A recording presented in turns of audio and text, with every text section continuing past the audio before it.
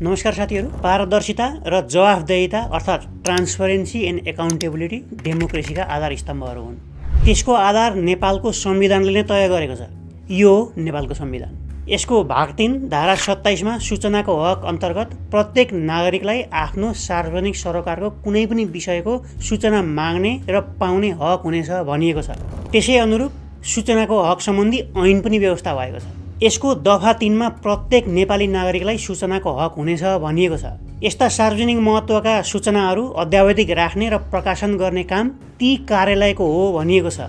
अर्थात् सूचना माग्नु भन्दा पनि अघि नै स्वत सूचना उपलब्ध गराउनुपर्छ भन्ने मान्यता छ। सूचना कसैको तजविजले दिने होइन, जनताको अधिकार हो। यसैलाई आत्मसात गर्दै सूचनाको हक संरक्षण र सम्वर्धन गर्नको लागि भनेर नेपालमा राष्ट्रिय सूचना आयोगको पनि गठन गरिएको छ। इन्फर्मेसन अर्थात् सूचना पाउने अधिकार सबै नागरिकको संवैधानिक अधिकार हो। यो दिन्न भन्न पाइँदैन, सूचना दिन ढिला गर्न पनि पाइँदैन, सूचना माग्न आउनेलाई हतोत्साहित गर्न पनि पाइँदैन। यो कसैको निगाह दया मायाले पाउने कुरा होइन। यो जनताको अधिकार हो। अधिकार त्यो पनि संवैधानिक अधिकार हो। तर सरकारमा बस्नेहरू, पहुँचमा हुनेहरू, ठुला ओहदामा बस्नेहरू आफूले गरेका काला करतुतहरू जनताको सामुन्ने नआओस् भनेर सकेसम्म आफ्नो गल्ती लुकाउन चाहन्छन् र आफ्नो कालो करतुत बाहिर नआओस् भन्नको लागि ठुलै कसरत गर्छन् सूचना लुकाउनको लागि। अनि संविधानले नै दिएको अधिकार। जनताले सार्वजनिक महत्त्वका सूचना माग्दाखेरि नाना थरी दुःख दिने, हप्कीदप्की गर्ने र सकेसम्म रोक्ने चलन नेपालमा भरपूर पुरापुर छ। नेपालभित्र सर्वोच्च अदालतका वरिष्ठ अधिवक्ता ध्रुव श्रेष्ठज्यूको यो फेसबुक स्ट्याटसले पनि राष्ट्रिय सूचना आयोग, अदालत र राजनीतिक दलहरूले कसरी सूचनाको हकको दुरुपयोग गरिरहेका छन् त्यो प्रश्न पार्छ। सर्वोच्चकै न्यायाधीशले न्यायालयको भ्रष्टाचारमा वकिल र न्यायाधीशहरू संलग्न छन् भनेर एउटा प्रतिवेदन सार्वजनिक गरेको थियो। त्यो प्रतिवेदन किन लुकाएको हो? त्यो प्रतिवेदन हेर्न पाऊँ भन्दै दिएको निवेदन उप सूचना आयोगले वास्तै नगरेको आरोप छ। यहाँ कानुन जान्ने र वरिष्ठ अधिवक्ताहरूलाई त यसरी झुल्याइन्छ भने साधारण जनताको के हालत होला आफै सोच्नुहोस्। त्यस्तै अर्को एउटा नमुना हेर्नुहोस्। यहाँ तस्बिरमा देखाइएका नेपालका प्रधानमन्त्री केपी ओली, उनको यो हातमा भएको यो मोटो पुस्तक जस्तो लाग्ने कुरा एउटा प्रतिवेदन हो। यो प्रतिवेदनले त्रिभुवन विश्वविद्यालयको सयौं हजारौं रोपनी जग्गा घोटाला भएको, गायब भएको भन्दै छानबिन र खुलासा गरेर प्रधानमन्त्रीलाई यो प्रतिवेदन बुझाइएको थियो। यो तस्बिरमा त्यही प्रतिवेदन प्रधानमन्त्रीले आफ्नो हातमा बोकेको पनि देखिन्छ। तर अहिले अचानक त्यो प्रतिवेदन नै हरायो भन्ने समाचार आउँदैछ। त्यत्रो प्रतिवेदन कसरी हरायो होला? कहाँ जान्छ होला त्यत्रो पुस्तक? कतै ठुलै मानिस मुछिएकोले गायब पारिएको त होइन जानी जानी भन्ने प्रश्न उठेको छ। यसरी सूचना लुकाइएका, हराइएका, नदिइएका घटनाहरू सुनाउँदै जाने हो भने एउटा लामो कथा भन्छ, महाभारत भन्छ, फेरिस्त भन्छ। केही अघि राष्ट्रिय सूचना आयोगमा नयाँ प्रमुख आयुक्त र 2 जना आयुक्तहरू नियुक्ति गर्दाखेरि प्रधानमन्त्री केपी ओलीले असम्बन्धित व्यक्तिले सूचना मागेर सरकारका कामलाई अल्मल्याए भन्दै बोलेको कुरा सार्वजनिक भएको थियो, समाचारहरूमा आएका थिए। अमेरिकी सरकारले दिएको भनिएको सहयोग रकम कसरी विभिन्न देशहरूमा दुरुपयोग भइरहेको छ त्यो बारे मैले 2टा भिडियो बनाएको थिएँ। ती भिडियोहरूमा मैले देखाए अनुसार अमेरिकी सरकारले दिएको सबै त्यस्ता सहयोग राशिहरू कसले कति पायो भनेर देखाउनको लागि अमेरिकी सरकारले एउटा वेबसाइट नै बनाएर सार्वजनिक गरेको छ। सबै सूचना अमेरिकी सरकारले सार्वजनिक महत्त्वका सूचनाहरू कसरी जनतालाई उपलब्ध गराउँछ त्यो एउटा नमुना पनि हो, एक्जाम्पल पनि हो। नेपालमा पनि यस्ता सार्वजनिक महत्त्वका कुराहरू यसै गरी अटोमेटिक सार्वजनिक गर्न माग्दै नमागिकन जनतालाई दिन सकिन्छ कि सकिँदैन त्यो प्रश्न हो। तर देशकै प्रधानमन्त्री, संविधानले दिएको हक र सूचनाको पक्षमा बोल्नुपर्ने मान्छे, सूचनाको हक प्रयोग गर्नुस् भनेर जनतालाई उकास्नुपर्ने मान्छे, त्यसको रक्षा गर्नुपर्ने मान्छे, अझ यस्ता सूचनाहरू माग्नै नपर्ने गरी सबैले पाउने गरी सार्वजनिक गर्ने व्यवस्था मिलाइदिनुपर्ने मान्छे, त्यो तागत भएको मान्छे आफैले त्यसको विरुद्धमा बोलेको हो कि जस्तो अर्थ लाग्ने गरेको दिएको त्यो अभिव्यक्तिले नेपालमा निकै तरङ्ग मचाएको थियो। एकातिर शासकहरू सूचना लुकाउन खोज्ने, अर्कोतिर जनतामा पनि सूचनाको हक पनि हुन्छ। अनि केही प्रक्रिया पुर्याएर माग्दाखेरि त्यो पाइन्छ, त्यो पाउनै पर्छ, दिन्न भन्न पाइँदैन। यो हाम्रो संवैधानिक अधिकार हो भन्ने नबुझ्ने धेरै जनताहरू छन् नेपालमा। यी दुवै कुराले महत्त्वपूर्ण सूचनामा संविधानले नै दिएको अधिकार प्रयोग गर्नमा, त्यसमा जनताको पहुँच पुग्ने काममा बाधा पारेको छ। त्यो अधिकार खुम्चिएको छ। अधिकार भएर पनि जनताले त्यो अधिकार प्रयोग गर्न पाएका छैनन्। आजको भिडियोमा म तपाईले सूचनाको हक प्रयोग गर्दै यस्ता इम्पोर्टेन्ट डकुमेन्ट्सहरू र सार्वजनिक महत्त्वका कागजातहरू कसरी हात पार्न सक्नुहुन्छ, तपाईकै वडा, पालिका, जिल्ला, प्रदेश, केन्द्रीय सरकारसम्मका सबै कागजपत्रहरू, सार्वजनिक महत्त्वका कागजपत्रहरू तपाईले नै कसरी हात पार्न सक्नुहुन्छ, कसरी लिन बुझ्न सक्नुहुन्छ त्यो देखाउनेछु म यो भिडियोमा। निवेदन कसरी दिने, फलोअप कसरी गर्ने र त्यो कसरी पाउने त्यो देखाउनेछु। अनि सूचनामाथि जनताको अधिकार कसरी प्राप्त हुन्छ त्यो पनि देखाउनेछु। विभिन्न कठिनाइका बावजुद यही हकको प्रयोग गरेर विगतमा कस्ता कस्ता भ्रष्टाचार र बेथितिका फाइलहरू बाहिर आएका छन्, कस्ता कस्ता सफलता हात पारेका छन्, समाजमा यसले कस्तो पोजिटिभ असर पारेको छ त्यो पनि देखाउनेछु। आजको भिडियोमा म असफलताको मात्रै होइन सफलताको पनि कथा बताउनेछु। आउनुहोस् सँगसँगै मिलेर हेरौँ केही सफलताका कथाहरू। यो सूचनाको हक सफलताको कथा नामको रिपोर्ट जो राष्ट्रिय सूचना आयोगले केही समय अगाडि सार्वजनिक गरेको थियो। यसमा 13वटा त्यस्ता घटनाहरूको बेलिविस्तार लगाइएको छ जो सायद सूचनाको हक हुँदैन थियो भने भित्रभित्रै गुपचुप भएर बस्थ्यो, लुकेर बस्थ्यो। पीडितहरूले आफ्नो हक पाउँदैनथे, पीडकहरूको हौसला झनै बढ्थ्यो, भ्रष्टाचार र बेथिति भए हुन्थ्यो, गुपचुप रहन्थ्यो। तर सूचनाको हक भएकै कारणले र त्यो कसरी प्रयोग गर्नुपर्छ भनेर जानेकै कारणले यी सबै बाहिर आए। पीडक र भ्रष्टाचारीहरूलाई कारबाही भयो। दिनेले दिन मानेन, हरेक दुःख दियो, तर लिनेले लिएरै छोड्यो, न्याय पायो। आउनुहोस् हेरौँ के छ त्यहाँ। घटना नम्बर 1, घातक औषधिमा रोक। साधारणतया एउटै औषधि पनि ब्रान्डेड र जेनेरिक गरेर दुई क्याटेगोरीमा बाँडिन्छ। ब्रान्डेड औषधिले जे काम गर्छ जेनेरिक औषधिले पनि त्यही काम गर्नुपर्छ। तर मूल्य हेर्ने हो भने त्यही औषधि ब्रान्डेड भन्दा जेनेरिक किन्दाखेरि मूल्यमा झन्डै 80% कम पर्छ। सस्तो हुन्छ तर काम उही गर्छ त्यो औषधिले। सबै जेनेरिक औषधिको रसायन, मात्रा र प्रविधि विश्वभर एउटै हुनुपर्छ भन्ने एउटा स्ट्यान्डर्ड हुन्छ, हुनुपर्ने पनि त्यही हो। त्यसैले तिनको परीक्षण आवश्यक छैन भन्ने एउटा मान्यता छ। नेपालमा जति पनि औषधि बन्छन् ती सबै जेनेरिक हुन्। साधारणतया ब्रान्डेड औषधि नेपालमा बन्दैन। तर नेपालका औषधि उत्पादकहरूले त्यसलाई जथाभावी गरेको अनि त्यसलाई नियमन गर्नुपर्ने औषधि व्यवस्था विभाग सरकारी अफिसले पनि गलत मात्राको औषधिलाई पनि अनुमति दिएर जनताको स्वास्थ्यमा खेलबाड गरिरहेको स्थिति थियो। उदाहरणको लागि यो दुखाइ कम गर्ने औषधिको मात्रा चाहिने भन्दा डबल थियो भने यो मधुमेहमा प्रयोग हुने औषधिको मात्रा चाहिने भन्दा पनि आधा मात्रै थियो। घटबड गर्नै नहुने औषधि आफू खुसी मात्रा घटबड गरेर उत्पादन हुन्थ्यो नेपालभित्र। सरकारी कार्यालय जसले हेर्नु पर्थ्यो त्यो आँखा चिम्लेर बसिदिएको स्थिति थियो। सागर जोशीले यो सम्बन्धमा सूचनाको हक प्रयोग गरेर सूचना माग्नुभयो। त्यसपछि यो र्याकेटको पर्दाफास भयो। यही क्रममा अरू पनि धेरै अवैध औषधिहरू नेपालभित्र भेटिए र तिनको अनुमति खारेज गर्न बाध्य भयो औषधि व्यवस्था विभाग। त्यस्तै विश्व स्वास्थ्य सङ्गठनले नै प्रयोग नगर्नु भनिसकेको तर नेपालमा चाहिँ खुल्लमखुल्ला बिक्री भइरहेका केही एन्टिबायोटिक औषधिहरू पनि बन्द भएका थिए यही प्रयासको कारणले।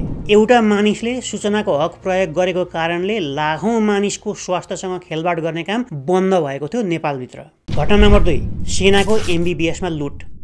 मैले केही समय अगाडि यो एउटा भिडियो बनाएको थिएँ, हेर्नु भएको छैन भने हेर्नुहोला। यसमा नेपालमा MBBS पढाउने कलेज र त्यसमा पनि सेनाको कलेज उसले केही पैसा कानुनले दिएको भन्दा पनि फरक तरिकाले उठाएको र गैर कानुनी भएको देखाएको थिएँ मैले त्यहाँ प्रमाणसहित। सागर जोशीले नै सूचनाको हक प्रयोग गरी लिएका केही कागजपत्रहरू र म आफैले पनि सङ्कलन गरेका केही अरू सूचनाहरू प्रयोग गरेर मैले त्यो भिडियो बनाएको थिएँ। त्यसको पुरा विवरण यो भिडियोमा हेर्नुहोला, हेर्नु भएको छैन भने। कलेजले दिनै नमानेको ट्रान्सक्रिप्ट समेत यही हकको प्रयोग गरेर लिन सफल भएको कथा पनि छ यसमा। सागर जोशीजीलाई यसको लागि मेरो तर्फबाट धेरै धेरै धन्यवाद। घटना नम्बर 3, त्रिभुवन विश्वविद्यालयको जग्गा काण्ड, अझ भनौँ जग्गा घोटाला काण्ड।